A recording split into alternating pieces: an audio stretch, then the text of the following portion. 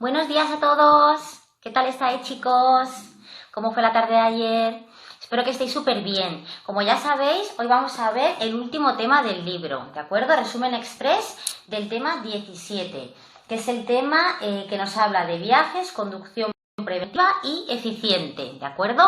Último tema del libro, resumen express del tema 17. Al finalizar la clase os contaré qué será lo que haremos a partir de mañana, ¿de acuerdo? Bien, pues vamos a empezar la clase de hoy con el tema 17 y nos encontramos en la página 256. Buenos días a todos. Bien, empezamos con la clase y nos habla de la preparación del viaje. Un viaje lo podemos preparar de manera anticipada, consultando la ruta que vamos a realizar, mirando el trayecto y también lo podemos hacer de forma inmediata, ¿sí? De forma inesperada, anticipadamente o de forma inmediata. Sería importante, muy importante, el estado del conductor. El conductor a la hora de realizar un viaje tiene que estar descansado, tiene que estar relajado. También es importante evitar los cambios emocionales, que haya dormido lo suficiente.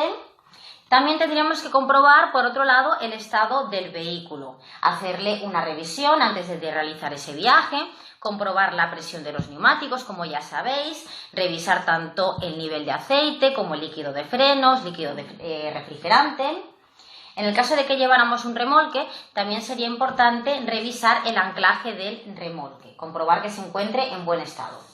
Y ahora vamos a pasar a hablar de los accesorios, repuestos y herramientas obligatorios que tenemos que llevar en nuestro vehículo. Por un lado, como ya sabéis, tenemos que llevar dos triángulos de preseñalización de peligro, ¿de acuerdo? La obligación es que llevemos dos y como ya sabéis, en algunos casos colocaríamos únicamente un triángulo, por ejemplo en vías de sentido único, a 50 metros de distancia visible a 100 y por otro lado tenemos que llevar un chaleco reflectante, ¿de acuerdo? La obligación sería llevar un chaleco, aunque en algunos test nos dicen que se recomienda llevar dos, pero como obligatorio sería un chaleco reflectante de alta visibilidad homologado, visible a 150 metros y sería obligatorio ponérselo antes de bajar del vehículo en vías interurbanas. Y por otro lado tenemos que llevar una rueda de repuesto, una rueda de uso temporal o un sistema alternativo a ese cambio de ruedas con las herramientas necesarias para hacer ese cambio de rueda. Bien, os hablan muchas veces acerca de quién tiene que llevar rueda de repuesto, qué remolques tienen que llevar rueda de repuesto. Pues bien, tener en cuenta que los remolques, independientemente de que sean ligeros como no ligeros, no tienen que llevar rueda de repuesto para el remolque, ¿de acuerdo? Da igual que el remolque sea ligero, hasta los 750 kilos, como que no sea ligero, que supere los 750 kilos. No hay obligación de llevar rueda de repuesto para el remolque. Pero lo que sí que tendrían que llevar serían un extintor, ¿de acuerdo? ¿Qué vehículos tendrían que llevar extintor? Recordad que eran los autobuses, los vehículos que transportaban mercancía peligrosa y los conjuntos de vehículos no especiales, ¿de acuerdo? Estos tienen que llevar extintor. Bien, el botiquín, como ya sabéis, tampoco sería obligatorio, pero sí que sería recomendable. Y dependiendo de la época del año, dependiendo por dónde vayamos a circular, también sería recomendable llevar cadenas. Recordar que las cadenas se colocaban en las ruedas motrices. Por otro lado, a la hora de elegir un itinerario y los días y horas de salida, cuando vayamos a elegir una ruta, tenemos que elegir la ruta más segura y cómoda. Esto sería respuesta de test. La ruta más segura y cómoda. No contestéis la más rápida porque os pondrá la respuesta de test incorrecta. Bien, y ahora vamos a pasar a hablar de la documentación del conductor y la documentación del vehículo a la hora de realizar ese viaje. Cuando hablamos de documentación del conductor, por un lado teníamos el DNI y el permiso de conducción, ¿de acuerdo? DNI y permiso de conducción. Y cuando hablábamos de la documentación del vehículo, teníamos el permiso de circulación, la tarjeta de inspección técnica y el seguro. Y como ya sabéis, se permitían llevar fotocopias debidamente cotejadas de la documentación del vehículo, ¿de acuerdo? Se permiten llevar fotocopias debidamente cotejadas, que también lo preguntan bastante. A la hora de realizar el desarrollo de ese viaje, nos habla en primer lugar del vehículo. Dice que el vehículo debe ser conducido con suavidad, sin brusquedades, observando con frecuencia los indicadores y testigos en el cuadro de instrumentos. repostar a tiempo para no agotar el combustible del vehículo y mantener el habitáculo en una buena ventilación, en un clima agradable. Recordar que una temperatura adecuada podía ser entre 20 y 23 grados, ¿de acuerdo? Un clima agradable, de esta manera también retrasaremos la fatiga.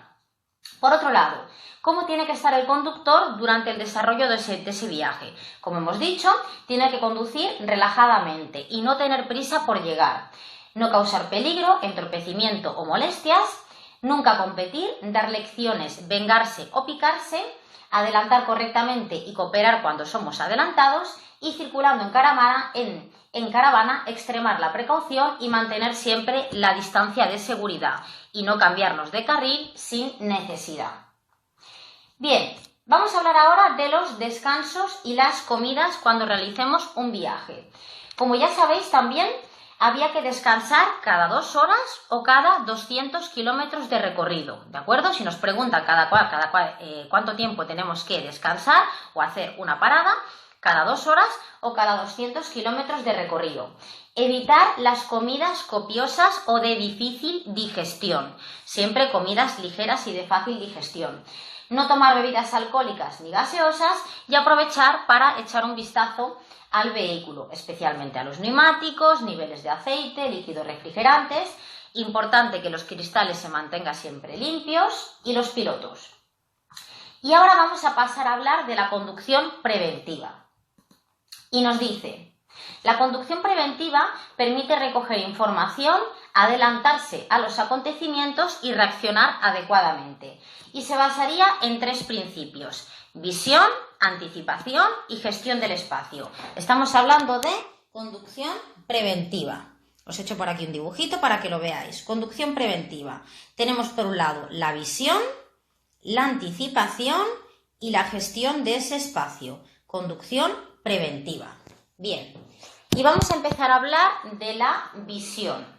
En primer lugar hablamos de la visión y nos dice que no tenemos que mirar únicamente lo que tenemos inmediatamente delante, sino que tenemos que mirar lejos, hasta donde nos encontraremos dentro de 20 segundos. Esto es respuesta ETES, referente a la visión. Tenemos que mirar lejos hasta donde nos encontraremos dentro de 20 segundos. Por ejemplo, circulando en vía urbana a 40 km por hora, tendríamos que ver en adelante 220 metros. Circulando en carretera, por ejemplo, a 80 km por hora, tendríamos que ver en adelante 440 metros. Y circulando en vía rápida, autopistas y autovías a 120, tendríamos que ver en adelante 660 metros.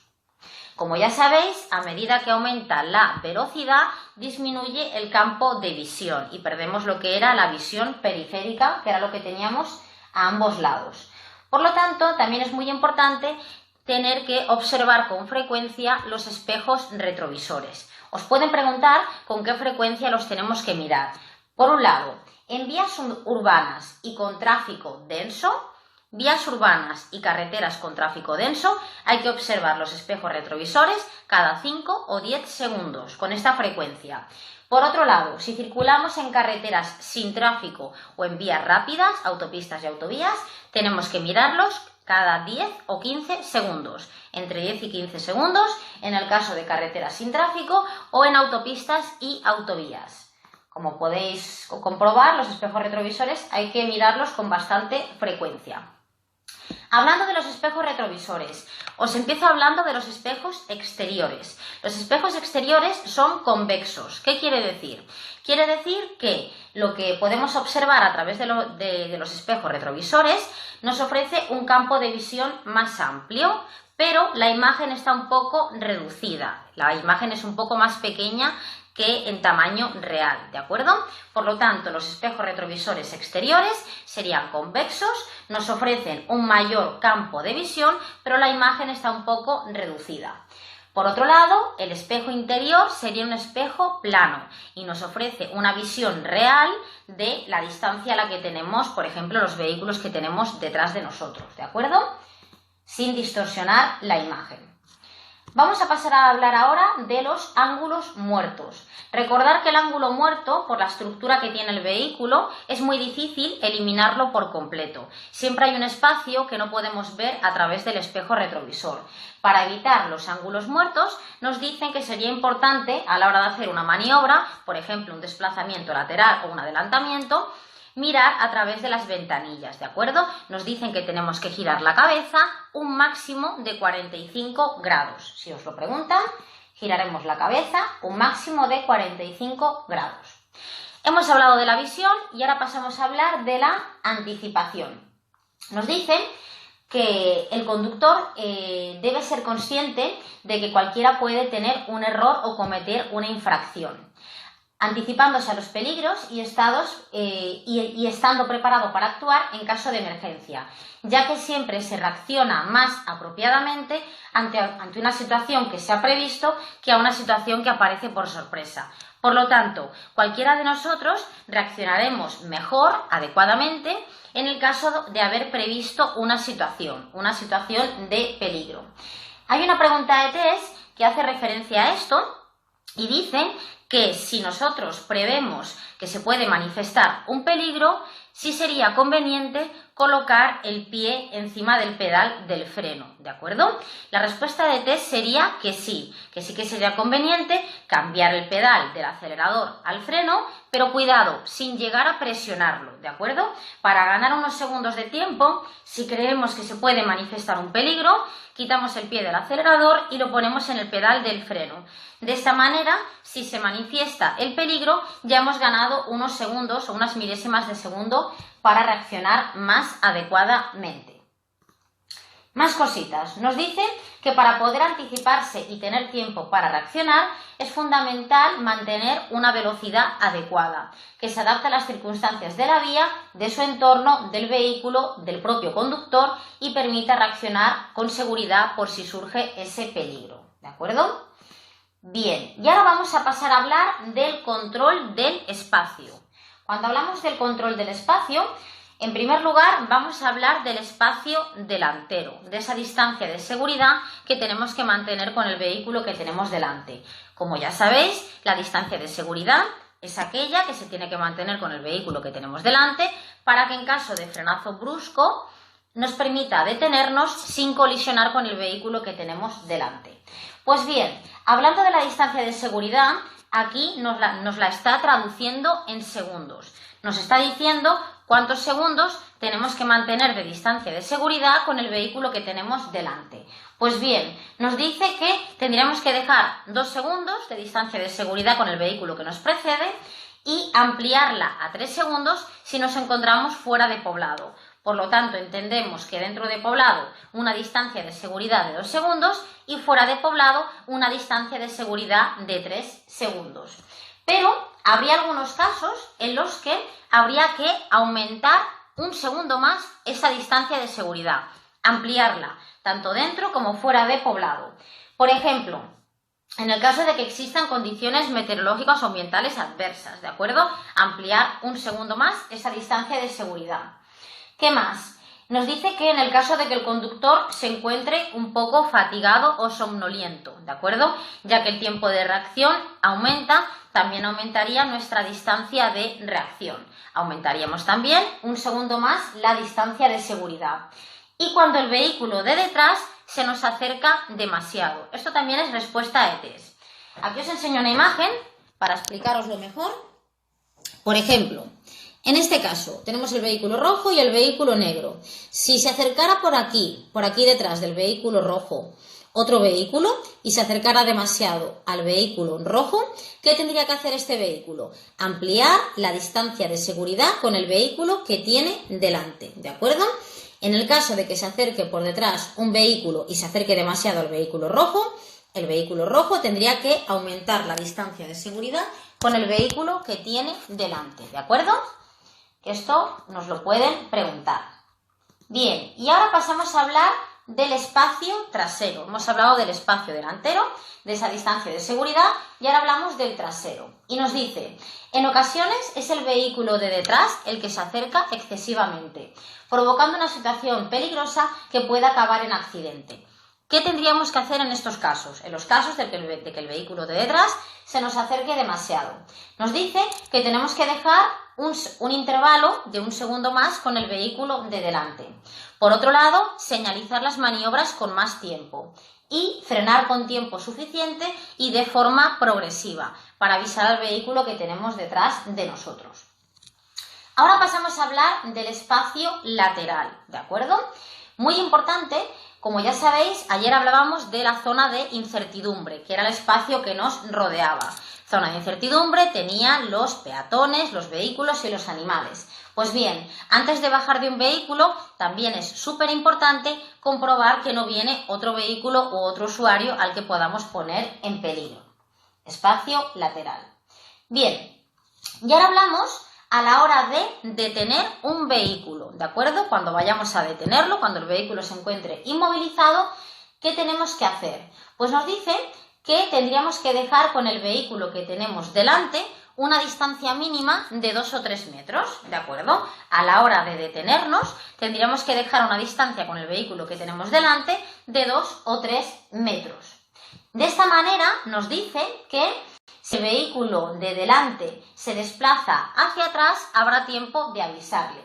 Si el vehículo de delante queda inmovilizado, se le podrá rebasar también más fácilmente. Y si el vehículo es alcanzado por detrás, que nos dieran un golpe, nosotros evitaríamos golpear al vehículo que tenemos delante de nosotros. Y ahora hablamos del caso de que seamos el último vehículo de una fila, ¿de acuerdo? Último vehículo. Se ha producido una congestión de tráfico y nosotros somos el último vehículo de una fila. Si somos el último vehículo, la distancia que tendríamos que dejar con el vehículo que tenemos delante la tendríamos que ampliar a 5 o 6 metros, en el caso de que seamos el último vehículo de una fila. Y además nos dice que mantengamos, por supuesto, pisado el pedal del freno y encendamos la señal de emergencia y que miremos con regularidad los espejos retrovisores. Además nos dice que tenemos que mantener estas precauciones hasta que se hayan colocado detrás de nosotros 2 o 3 vehículos, o sea, que ya no seamos el último vehículo de esa fila. Y ahora cambiamos de tema y pasamos a hablar de la conducción eficiente y la conducción económica, que es la segunda parte que tiene este tema. Empezamos hablando de la contaminación y nos dice, algunas medidas para evitar la contaminación serían: evitar producir nubes de humo por deficiencias de puesta a punto del motor, no dar acelerones con el vehículo inmóvil, usar las señales acústicas solo cuando sea imprescindible y nunca de modo exagerado, y acondicionar bien la carga para evitar ruidos por ir suelta. Tener en cuenta también, que lo preguntan en algún test, que estaría prohibido lavar el vehículo en la vía pública. Está prohibido lavar el vehículo en la vía pública. Y ahora pasamos a hablar de la conducción eficiente, conducción económica. Y nos dice, la conducción eficiente o conducción económica es aquella que ahorra carburante, disminuye la contaminación y elimina cualquier gasto innecesario de combustible que no afecte a la seguridad. Con las técnicas de conducción eficiente se reducen significativamente las emisiones contaminantes, disminuye los costes de uso y mantenimiento del vehículo, aumenta la seguridad, aumenta el confort en la conducción y disminuye el vehículo que produce al circular. Nos está hablando de conducción eficiente y conducción económica. Como ya sabéis, os voy a comentar una frase que es respuesta de test. Siempre que nos pregunten por la conducción eficiente o conducción económica, tenemos unas técnicas, ¿de acuerdo? Que ahora las vamos a comentar. Pero se resumiría en circular con marchas largas y el motor a bajas revoluciones. Técnicas de conducción eficiente serían o consisten en que circulemos con marchas largas, cuarta, quinta, sexta, y el motor a bajas revoluciones. Marchas largas y el motor poco revolucionado.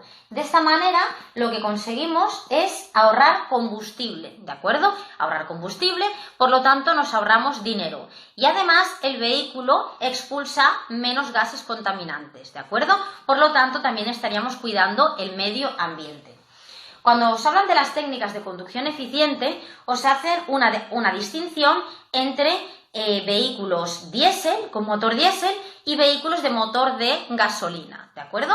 Os he hecho aquí un pequeño resumen en la pizarra para que lo agrupéis y lo tengamos claro. En el caso de que nuestro motor sea diésel, arrancaremos el motor y nos esperaremos unos segundos para iniciar la marcha. Esto es una pregunta de test. Con un motor diésel arrancamos y nos esperamos unos segundos para iniciar la marcha.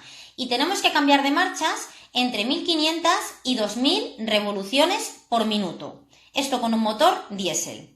Con un motor de gasolina arrancamos e inmediatamente después iniciamos la marcha. Y cambiaremos de marchas entre 2000 y 2500 revoluciones por minuto. Esto en un caso de un motor de gasolina. Aquí tenemos 4 preguntas de test y 4 respuestas de test. Si me están hablando de un motor diésel, arranco y me espero unos segundos para iniciar la marcha. Y cambiaremos de marchas entre 1500 y 2000 revoluciones por minuto. ¿Que me están hablando de un motor de gasolina? Arranco e inmediatamente después inicio la marcha. Y cambiaré de marchas entre 2000 y 2500 revoluciones por minuto. Por lo tanto, esto tenerlo muy en cuenta porque lo preguntan bastante. También os pueden preguntar a partir de qué velocidad hay que cambiar de marcha. ¿A partir de qué velocidad? Pues bien, nos dice que la primera marcha, que es la que más fuerza tiene, la primera marcha la tenemos que tener puesta muy poco tiempo. Tenemos que cambiar a segunda a los 2 segundos o 6 metros de recorrido. Por lo tanto, cambiaremos a segunda velocidad, segunda marcha, a los 2 segundos o 6 metros de recorrido. La tercera la pondremos a partir de los 30 km por hora, la cuarta a partir de los 40 km por hora y la quinta a partir de los 50 o 60 km por hora. Por lo tanto, esto es muy sencillo. La primera hemos dicho que la tenemos muy poquito tiempo puesta, que a los 2 segundos o 6 metros de recorrido ya pondría segunda. La tercera la ponemos a partir de los 30, la cuarta a partir de los 40 km por hora y la quinta a partir de los 50-60 km por hora. De esta manera, como hemos dicho, si circulamos a marchas largas y el motor a bajas revoluciones, el vehículo consumiría menos, por lo tanto ahorraremos combustible y además también cuidamos el medio ambiente. Otro de los factores, un factor que incrementaría el consumo de combustible sería la velocidad, ¿de acuerdo? A medida que más pisemos el acelerador, más combustible inyectamos, por lo tanto el consumo de combustible aumentaría. Lo ideal sería mantener una velocidad uniforme, una velocidad constante. De esta manera el vehículo consumiría menos combustible. Bien. A la hora de reducir la velocidad, o detener un vehículo, nos dice que levantemos el pie del acelerador y que dejemos que el vehículo ruede con la marcha que lleve engranada, ¿de acuerdo? Por lo tanto, si levantamos el pie del acelerador, por ejemplo, para llegar a un semáforo que nos ha cambiado a color rojo, soltamos el pedal del acelerador y dejamos que el vehículo ruede con la marcha que lleve engranada, el consumo de combustible sería 0, ¿de acuerdo? Sería nulo. Por lo tanto, muy importante que esa marcha esté engranada. Engranada quiere decir que esté puesta. Hay respuestas de test que nos hablan de dejar la palanca de cambios en punto muerto. Esa respuesta es incorrecta, ¿de acuerdo? La palanca de cambios tiene que estar con una marcha seleccionada, con una marcha engranada. Si levantamos el pie del acelerador con esa marcha engranada, el consumo de combustible sería 0. Nos dice que tenemos que ajustar la velocidad utilizando el freno de forma suave y progresiva y reducir de marcha lo más tarde posible y solo si es necesario, ya que los cambios innecesarios de marcha también aumentarían el consumo de combustible. ¿Qué más?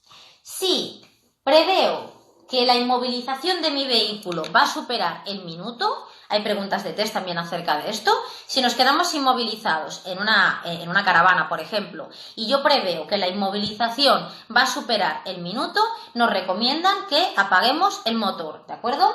Esto tenerlo en cuenta. Cuidado, porque si por ejemplo en un semáforo apagamos el motor y luego volvemos a arrancar, ¿de acuerdo? El consumo de combustible en este caso aumentaría. Estamos hablando de inmovilizaciones que superen el minuto. Bien, otro factor que incrementaría el consumo de combustible sería la resistencia al aire. Nos dice: la mayor parte del combustible consumido se emplea en vencer la resistencia que opone el aire al avance del vehículo, por lo que cualquier elemento que aumente o varíe la aerodinámica del vehículo tiene gran repercusión en el consumo de combustible. Por eso, que lo hemos comentado en más de una ocasión, el hecho de llevar carga en la vaca aumentaría el consumo. Recordar que la carga, lo ideal sería que la lleváramos en el maletero, y para ahorrar combustible nos decían de colocarla en un remolque pequeño o en un remolque ligero. ¿Que no nos queda otra que llevar la carga en la vaca? Tenemos en cuenta de que el consumo de combustible va a aumentar.